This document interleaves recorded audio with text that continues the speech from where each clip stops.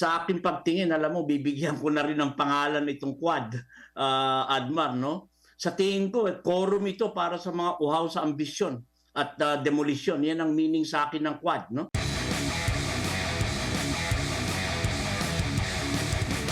Anong masasabi mo? Kasi nga, nalilito sila, no? Hindi nila mabasa. Nahihirapan silang basahin itong si dating Pangulong Rodrigo Duterte. Isa ba ito sa mga palatandaan na yung mga akusasyon laban sa dating Pangulo ay hindi mag-stand sa korte? Pero pwedeng mag-stand ang kanilang mga akusasyon kung trial by publicity ang pag-uusapan. Tama yun, Admar, no? Pero yung mga aligasyon na di umano'y yung mga inconsistencies o pagkakaiba sa pahayag ni dating Pangulong Rodrigo Duterte dito sa Quad Congressional Committee, kailangan bigyan natin diin na ang kanyang mga sagot ay hindi nagmumula sa kawalan ng konsistensya, no? Kundi mula sa kanyang malinaw na sa tingin ko na paninindigan laban sa mga motibong politikal ng komite, no? Kasi ang Quad Committee, magmula nang ito ay tinatag, Admar, ay hindi isang lehitimong plataforma para sa objective na pandinig o paglikha ng batas, kundi isang malinaw na pagsisikap na sirain ang reputasyon ni dating Pangulong Duterte at ng kanyang pamilya, particular na si Vice Presidente Sara Duterte, no?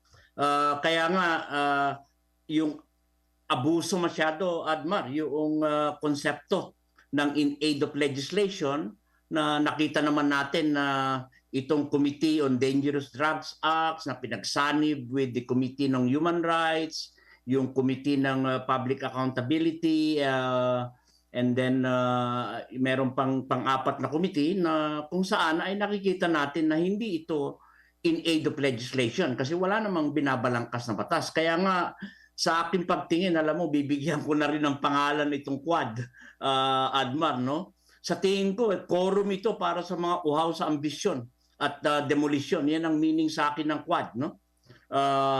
Yung mga quorum para sa uhaw, sa ambisyon at demolisyon. Alam mo kung bakit, Admar, no? Kasi ang talo dito sa palabas na ito ay ang taong bayan. Kasi unang-una, walang direksyon na pinupuntahan. Pangalawa, walang patutunguhan yung investigasyon. Ngayon, balikan natin yung pagbasa sa isipan ni Pangulong Duterte, no? Unang-una, yung konteksto halimbawa ng pahayag ni Pangulong Duterte, no, yung tinatawag na inconsistency nga, no? Katulad ng nabanggit ko, papaliwanag natin yan sa konteksto ng kanyang pagpapahayag ng pananaw sa integridad mismo ng Quad Committee. Halimbawa, yung kanyang pahayag na handa siyang harapin ang ICC or International Criminal Court ngunit hindi papayag na husgahan ng banyaga ay hindi isang contradiction yan, Admar, no? Dahil isa yung prinsipyo na pinaniniwalaan niya, kaya nga nanawagan siya at mismong siya ay nagbigay ng orden para mag-withdraw tayo sa ICC. Iyan ay isang prinsipyo ng respeto ng soberenya ng Pilipinas. So, pinapakita nito ang kanyang kagustuhang panagutan ang mga akusasyon sa ilalim ng batas sa Pilipinas na nagpapakita ng respeto, no? Sa ating pambansang sistema ng hustisya. Yan nga yung tinatawag nating complementarity rule na habang bukas ang ating hukuman ay hindi pwedeng makialam ang mga foreign jurisdiction, no? Ngayon napanood natin halimbawa yung mga waiver, no?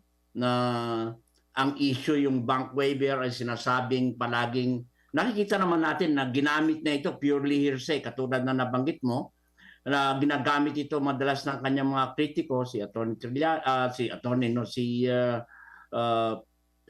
Trillanes mismo upang buhusan talaga ng pagdududa ang kanyang integridad. Pero ang binibigyan din nito ni Pangulong Duterte ay maingat siya dahil ayaw niya maabuso ang karapatan ng kanyang pamilya at sa kanilang mga halimbawa mga pinagsamang ari-arian o in fact na raise niya yung issue ng conjugal nature, no? Pero yung nangako, ang ibig sabihin lang nito ay nangangahulugan na maingat siya sa mga legal na implikasyon nito. So halimbawa, yung nabanggit din yung usapin ng gastos, no? Na pinahayag ni Pangulong Duterte na siya ay isang retiradong nakakatanda na walang sapat na pera ngunit nagbigay ng 1,000,000 bilang isang seed money para sa mga pulis na naghaharap sa kaso o naharap sa kaso. Hindi dapat tignan yan na isang kontradiksyon, Adman, no? Kasi ang kanyang no money na pahayag ay maaring patungkol sa kakayahang maglakbay sa Hague, no? Na mag-isa, na isang magastos na akbang, pero sa kabilang banda, yung 1,000,000 na kanyang iniambag ay malinaw na patunay ng kanyang malasakit sa mga kawani ng pamahalaan na humaharap sa mga kaso may kinalaman ang kanilang tungkulin. Pero ang mahalaga rito ay alam natin na hindi niya kinikilala ang ICC kasi nga political ito. Magmula ng ito ay dinala at binitbit yung war on drugs issue na purely domestic sa ICC ni Trillanes mismo, no?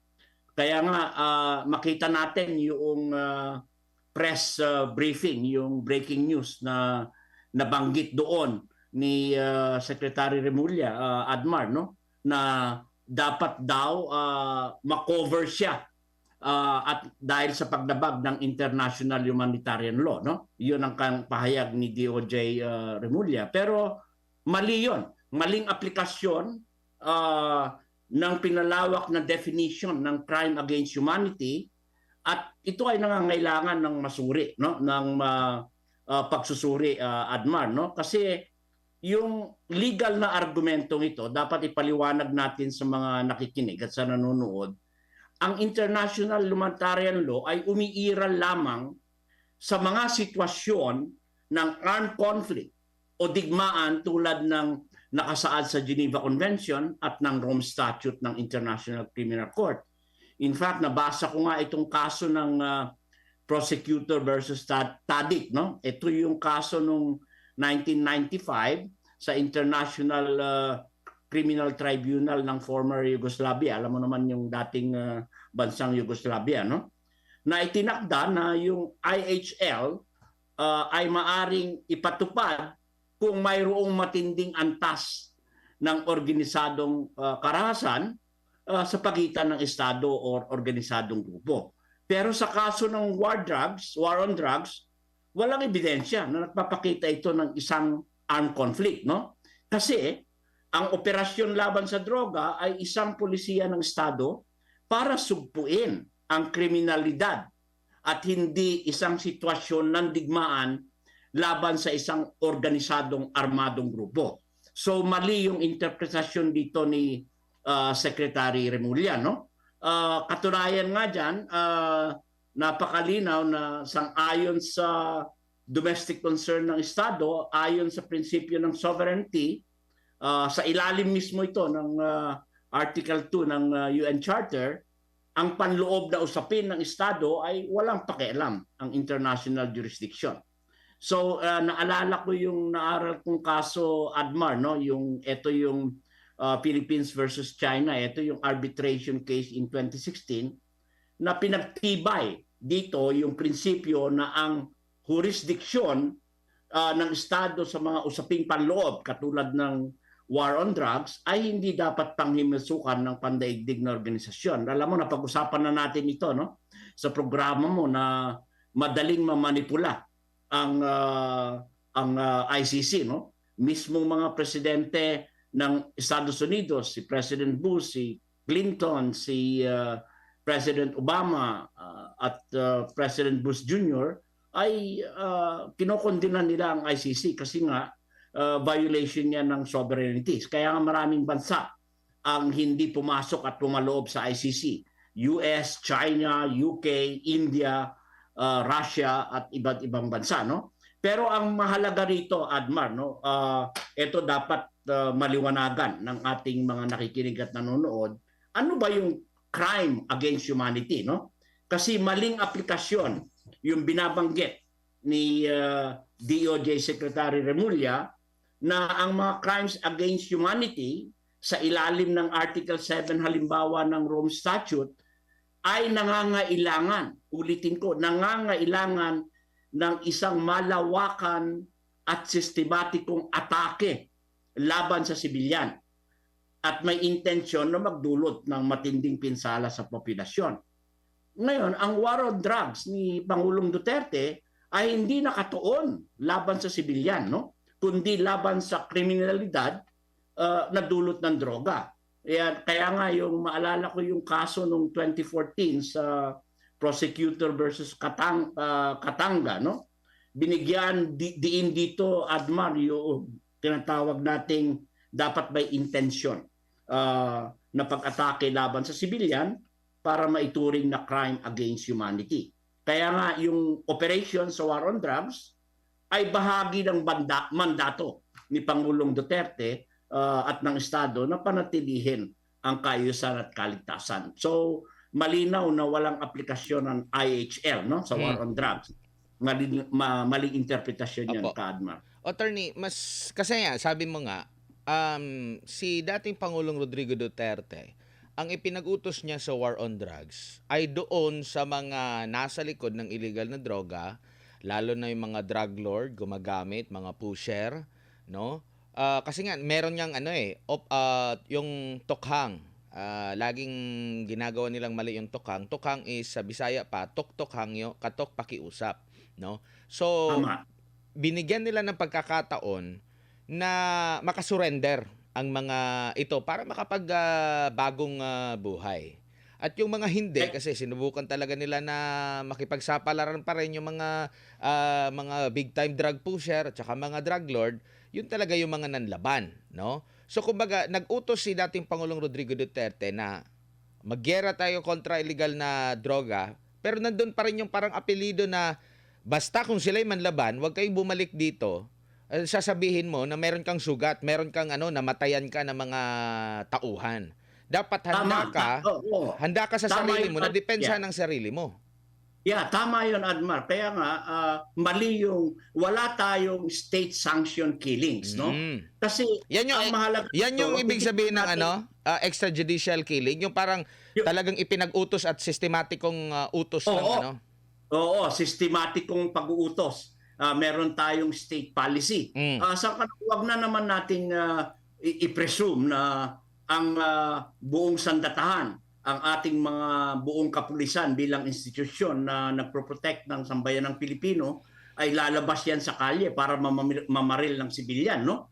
Kasi nakatuon ang war on drugs, Admar, no, doon sa pagsugpo ng krimen na para nga mapigil natin na maging narco state ang Pilipinas, no? So layunin nito is protektahan yung karamihan sa halip na atakihin ang sibilyan. Kaya yung binabanggit mo, napakahalaga nun kasi babalikan mo yung datos na magpapatunay na merong krisis na droga at krimen sa Pilipinas. Halimbawa, yung ilang 4 na milyong drug users, no? Magmula noong 2016, sang-ayon mismo yan sa Dangerous Drugs Act, Admar, na halos 4 na milyong Pilipinong sangkot sa paggamit na illegal na droga ang sumuko, no?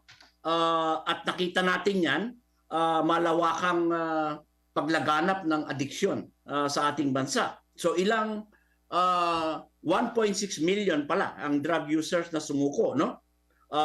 And then of course, yung nababanggit kong dato kanina ay 4 na milyong drug users.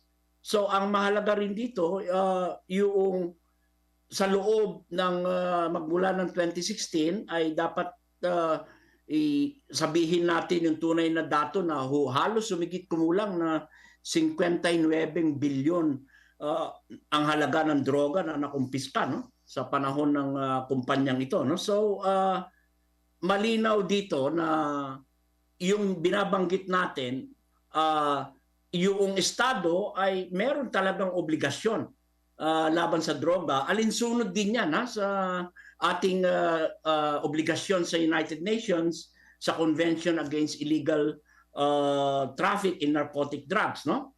Kaya nga meron tayong Comprehensive Dangerous Drugs Act of 2002. Pero ang nakikita ko rito, alam mo, kung talagang seryoso sila, no, na imbestigahan, halimbawa Committee on Dangerous Drugs, dapat imbitahin nila si Catherine Binag na nagkaroon ng seryosong aligasyon ng paggamit ng cocaine ni Pangulo at iba't ibang opisyal ng ating pamahalaan. So, yun, umpisahan nila yon. And then pangalawa, pati mismo balikan nila at imbestigahan yung nangyari sa anak ni Congressman, ni Secretary Remulla, di ba? Naalala mo na na-involve din sa droga. So, makikita natin ito na yung politicization ng war on drugs na pinag-usapan natin yan, mismong United Nations, ay aminado sila na sa loob ng 62 years ay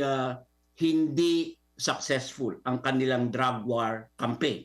In fact, papunta na sila sa alternatibo na illegitimize ang droga at i-decriminalize na hindi naman yon mag-work sa Pilipinas. Kaya nga sa atin, si Pangulong Duterte, napakaliit ng kanyang resources pero malaki yung ginawa niyang tinatawag na serbisyo sa droga. Naalala natin, no, yung pagbaba ng mismong PNP ay ibinigay yung pagpapahayag ng pagbaba ng index crime rate, 63%, Admar, no? Napakalaki yan, no? So ilang porsyento ng barangays natin na naging drug-free. Naalala mo yung kampanya na almost ang kampanya is 24,300 plus barangays, pero ang na-clear sa panahon ni Pangulong Duterte ay humigit kumulang 24,000 na barangay drug clear sang-ayon sa datos ng Philippine Drug Enforcement Policy. So, merong political manipulation dito. At dahil nga hindi nila madikit kay Pangulong Duterte na popularly supported ang programa niya sa drugs dito sa Pilipinas, binibitbit nila sa international jurisdiction upang sirain ang kanyang integridad. At ito naman ngayon sa committee ay imbis na in aid of legislation, pinagsasama-sama nila na interconnected ang lahat ng mga issues, pero the reality is alam natin kung sino ang pakay. So, kung sino ang target. Si Pangulong Duterte at si VP Sara Duterte. Kaya nga, ito ay isang malaking palabas, no? Na ang sambayan ng Pilipino ay bumibili ng ticket para manood at maraming naaaksayang taxpayers' money at resources dahil wala ngang direksyon at walang patutunguhan, Adman. Mhm. Yung klase ng pagtatanong doon sa mga kongresista, di po ba yung kung ano yung rules ng court sa mga korte, yun din yung ina-adapt, tama ba? Or may sariling ruling or rules ang ang sa Kongreso, Senado at saka sa Kamara? Well, alam mo, yung observation na yan, unang-una, balikan natin yung konteksto ng pagtatanong at ikawig natin yan sa konsepto ng in aid of legislation. Kasi ito yung layunin eh. Ito yung kapangyarihan ng Kongreso na gumagawa ka ng pagsisiyasat, Admar, upang makalikom ka ng impormasyon na makakatulong sa paglikha, makakatulong sa pag-amyenda o pagpawalang bisa ng batas. Pero yung katanungan nila ay napakalinaw dito na naaabuso ito dahil hindi naman nila talaga tinutukoy at binibigyan direksyon yung pagbabalangkas ng isang batas. Pero target tinatarget nila specifically at nagiging quasi-judicial body at nagkakaroon ng tinatawag nating investigasyon. Kaya kung maalala mo, yung tanong kay Pangulong Duterte ay bakit investigador ka pa? Kasi nakikita niya na yung mga committee members ay gusto nilang maging prosecutor, gusto nilang imbestigahan, at gusto nila mismo na sila na rin ang mag-pass ng judgment. Hindi po yan ang layunin ng Kongreso, no? in aid of legislation. Kaya nga hindi ba merong desisyon ng Korte Suprema ng Senate versus Ermita na kinakailangan ang layunin ay makatulong sa pagbabalangkas ng batas at hindi gamitin, no, para sa ibang layunin. Na ito na nga ginagamit para sa ibang layunin. Kaya nga itong mga sinasabi nila na paninindigan ni Pangulong Duterte na nalilito sila, hindi nila nababasa kung ano yung gustong sabihin, pero malinaw kasi kay Pangulong Duterte ang motibo ng Quad. Kaya nga lumalakas ang panawagan ng sambayanan na buwagin niya ang Quad na yan kasi hindi yan totoong investigative body for purposes of in aid of legislation. Kaya nga binanggit ko kanina maaga na ang ibig sabihin ng Quad, quorum para sa uhaw sa ambisyon at demolisyon. Kasi yan ang target nila lalong-lalo na nalalapit na halalan ng senatorial election in 2025 at yung, of course, yung pagsungkit ng Malacanang sa 2028 presidential elections. So, demolition yan sa halip na legislation. So, sa kabuuan, meron bang serbisyong publiko ito? Wala Walang pinupuntahang serbisyong publiko ito. Kaya nga nag-aaksaya tayo ng malaking resources at nawawala tayo mismo sa major issues o usapin na pag-usapan at maglabas ng batas na tutugon sa kahirapan, tutugon sa trabaho, tutugon sa seguridad, at mismo climate change. Eto nga, dapat mahiya naman sila. Merong isang kandidato na hindi pa umupong senador, bumibira na siya ng napakagandang proposal. I'm talking about the proposal of Pastor Quiboloy, yung magtanim ng puno, addressing climate change. Napakahalaga yan. At saka yung pagdisiplina, yung kalinisan. Mantakin mo yan, hindi ka pa senador. Meron ka ng vision na ganyan. So tama yung sinasabi ni Pastor Quiboloy na kung ang leader mo ay malalim yung pag-iisip niya at alam niya yung responsibilidad sa sambayanan, mangyayari at maisasakatuparan ang katarungan, maisasakatuparan ang tinatawag nating progressive development ng ating bayan, Admar. Kasi kung sila ay nagpapanday ng mga batas, hindi naman makakagawa ba sila ng batas na yes or no lang yung itatanong mo sa resource person yung resource person, tapos ang gusto mo isagot sa kanya yes or no, tapos nagpapanday ka ng batas. Di ba may paliwanag yan para at least tama pala, ganito pala dapat yung Tama. Mas may tulong yan. mas may tulong ka sa yes or no lang. Yeah, kaya nga yung katulad ng mga tanong ng ibang committee members na pinipilit nila na sagutin mo ng yes or no. Kasi kontrolado nila yung proseso sa Senate Committee. Ang malaking problema nila, alam ni Pangulong Duterte ang kalikasan ng Senate investigation. Kaya kung makikita mo dyan ay marunong siyang ilaro objectively at ipakita kung gaano ka-incompetent halimbawa ang mga committee members at na kung saan ay akala nila umiscore sila pero the reality is intentional na ginawa ni Pangulong Duterte na without really contradicting yung sarili niya kasi kung kilala niyo si Pangulong Duterte matagal na ganyan palagi yung kanyang pagbibitiw ng salita at pagsasalaysay, no? Pero naintindihan niya yung mas malalim na prinsipyo ng batas, lalo na sa paggawa ng batas. Naging prosecutor yan. Umupo rin yan sa Kongreso, lalo na naging presidente, no? So, yung paninindigan niya, malinaw yan. Kasi katulad ng babanggitin ko lang, yung mga pahayag ni dating Pangulong Duterte ay hindi dapat suriin sa labas ng konteksto ng kanyang panindigan laban sa politikal na motibo ng Quad Committee. Kaya nga yung tinutukoy nilang mga inconsistencies, ulitin ko, ay mga reaction yan sa isang mapaglinlang na proseso na hindi naglalayong maghanap ng katotohanan, kundi sirain ang kanyang reputasyon at reputasyon ni Vice Presidente Sara Duterte. So sa halip na ituring natin at ituring nila itong kawalan ng konsistensya, dapat tignan nga nila ito na merong dating leader na nagpapahayag ng prinsipyo, integridad at pagtatanggol sa sambayanan, sa public welfare at sa soberenya ng ating bansa. Dapat doon nila tignan. Hindi nila dapat na parang naghahanap sila ng butas na merong kontradiksyon sa kanyang sinasabi. Alam naman natin na yung nakukuha nila dyan at sinasabi nila ay puro hearsay na hindi yan magkakaroon ng ipin kung ihaharap mo yan sa korte, Adma.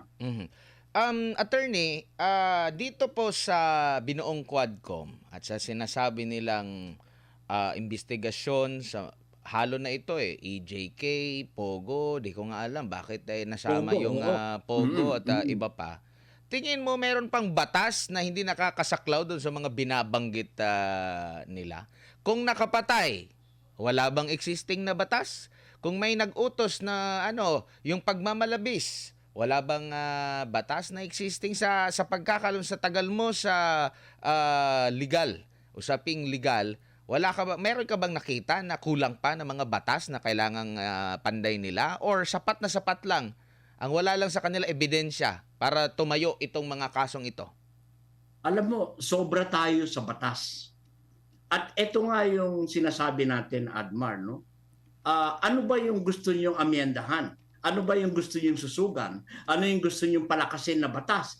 Walang paliwanag tungkol dyan kasi ang banat ay atake mismo na lalong lumalabas at tumitingkad yung political na motibasyon at ang paggamit ng kumiting ito na pinorma na pinipilit iugnay at magkaroon ng interconnections, halimbawa ang Pogo operations, Chinese syndicate, drug war, etc. Pero kulang naman doon sa tinatawag nating legislative agenda. At ang lumalabas dito ay yung kanilang mga resource persons, tama yung observation mo, tinatawag ko yan na legislative bullying, no?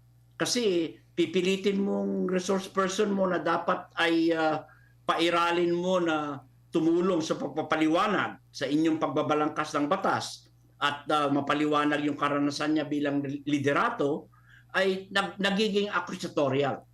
Dahil ang gusto niyo palang mangyari ay ipitin siya at sirain ang integridad niya. Bakit? Dahil sa political na usapin.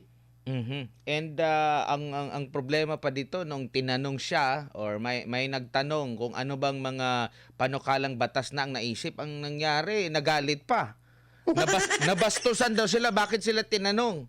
Sabi ko, di ba itong mga resource person na ito, lalo na sa side dito kay dating Pangulong Rodrigo Duterte, yung kanyang abogado, di ba mga private citizen na yan sila?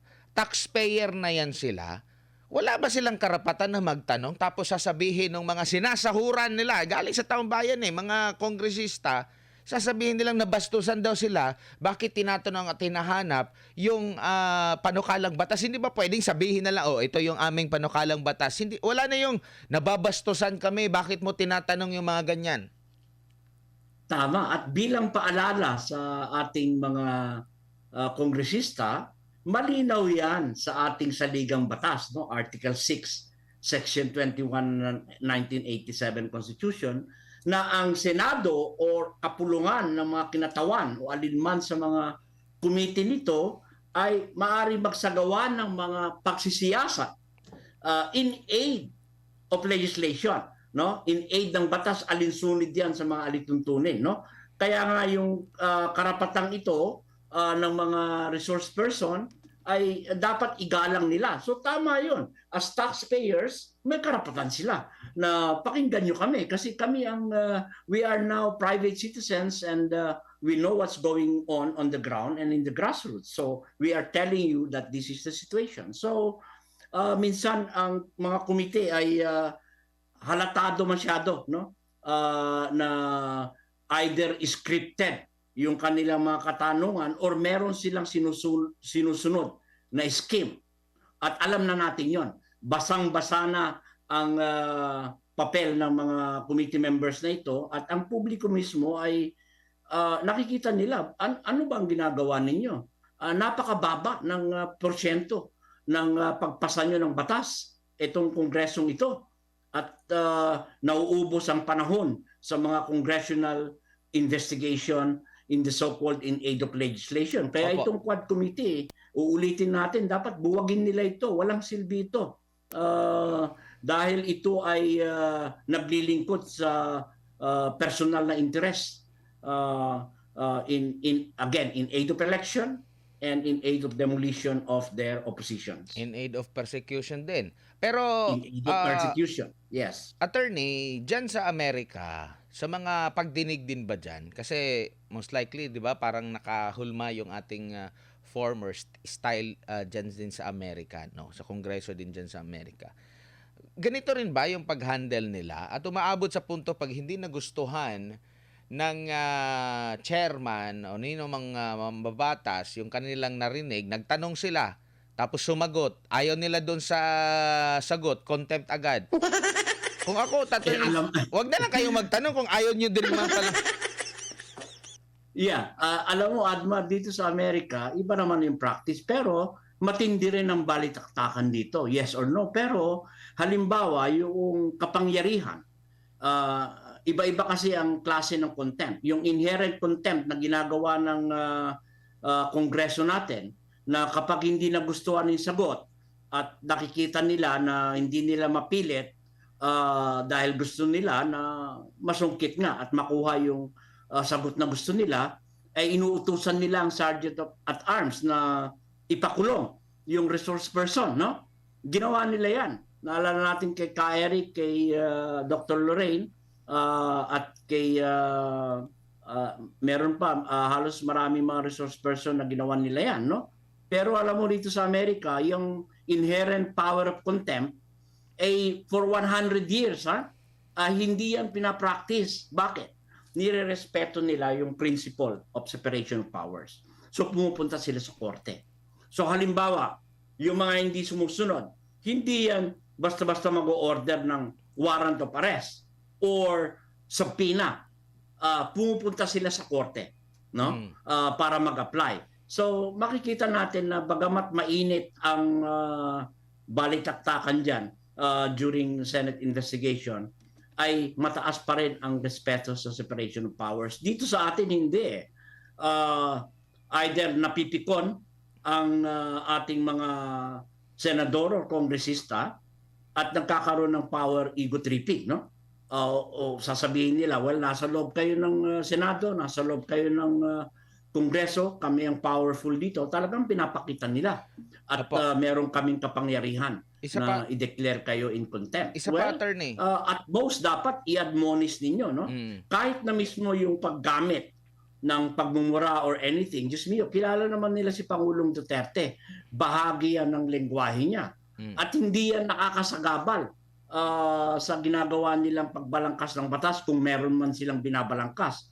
At kung tinanong sila, anong batas bang ginagawa ninyo? Diretso yan. Hindi rin nila masagot, no? So, dapat hindi nila pigilan yan. Bahagi yan ng freedom of speech and expression.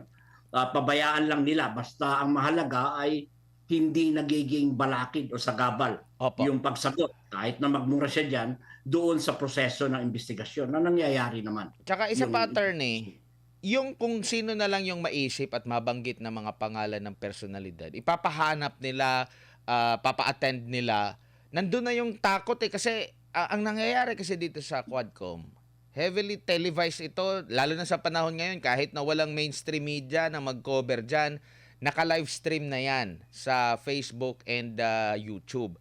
So, nag-aalala kasi imbis na research person ka, maraming nanonood sa'yo eh.